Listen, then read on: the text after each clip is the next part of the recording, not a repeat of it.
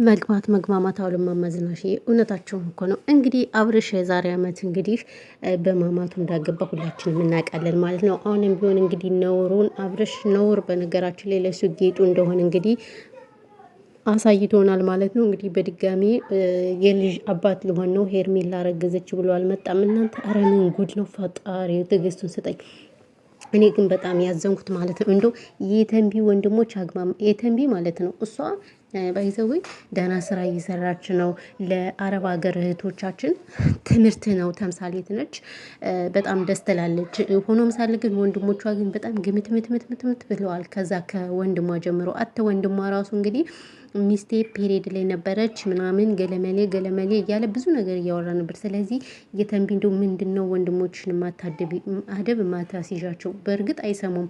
ባይዘዌ እንኳን እሷን ይቅርና አንዳንዴ እንፈርዳለን እንጂ የአሁን ጊዜ ልጆች ቤተሰብ ራሱ አያከብሩም።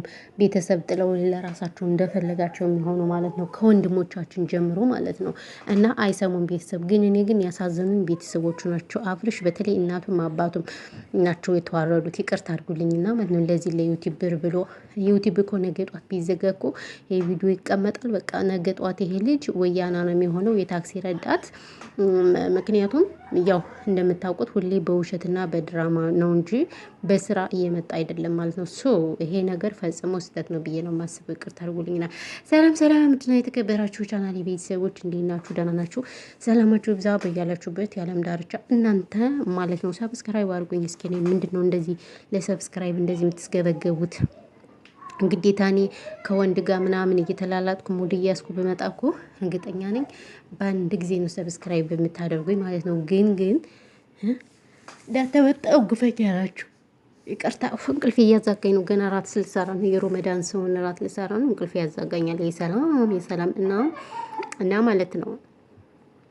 ልንገራችሁ እንደው አብርሽ የሚባል ግለሰብ ግን ጤናው ያጠራጥራል ወይ? እኔ እየገባኝ አይደለም እንዴ። እና አሁን ሄርሜላ ረገዘች ምናምን ብሎ አልመጣም መሰላችሁ? ለዛችኛዋ ልጅ ሳይሆን ማለት ነው፣ ለዛችኛዋ ልጅ ሳይሆን ለወለደው ለዛ ወንድ ነው። አሁን ከዛች ከሩታ የወለደው ወንድ ልጅ ነው። ለሱ ሳይሆን እንግዲህ በድጋሚ ደግሞ ሌላ ልጅ ወለድኩኝ ምናምን እንኳን ደስ አላችሁ ምናምን ያላችሁት አሽቃባጮች ምንድን ነው ደስተው? አብርሽ ተባረደ እንጂ ምንም ደስታ አይደለም። ይቅርታ አድርጉልኝና ቤተሰብ እያዋረደ ምናምን ነገር እንደዛ ነው እላችኋለሁ። በስማም እኔ ግን በጣም ነው የገረመኝ እናንተ ስራ እንዴት እንደደከመኝ ስማሙ። ስለዚህ እናንተ ምን ትላላችሁ? ይቅርታ አድርጎልኝና እኔ ግን በጣም ነው የደበረኝ። ማርያምን ነው የምላችሁ። ኧረ በስመ አብ። በዚህ ልክ እና አንዳንድ ኮመንታተሮች እኛን ትናገሩናላችሁ። ነገር ግን እሱ እዩት እንዴት እየሆነ እንዳለ ማለት ነው። እኔ ብቻ በጣም አዝኛለሁ በተፈጠረው ነገር። ለማንኛውም እኔ ብዙ አላወራባችሁም። ለምን በቃ ምኑን ከምን ራሱ ጀምሬ እንደማወራ ስላልገባኝ ማለት ነው አላወራባችሁም። አዎ ምክንያቱም ክፉ ነገር ብንናገርም አፌ ፋይዳ እኛንም ክፉ ነገር ተናገራችሁ የምንባል እንጂ ማለት ነው። እነሱ መስሚያቸው ጠጡናል። አሁን ቤተሰብ ሆኖ እናንተ ቅንቅና ሞላ ማለት ነው። ቅንቅናሞች ሁላ ማለት ነው። እኔ ቤተሰብ አድርጉኝ ዝም ብላችሁ ሌላ አጀንዳ ምናምን አልፈልግላችሁም።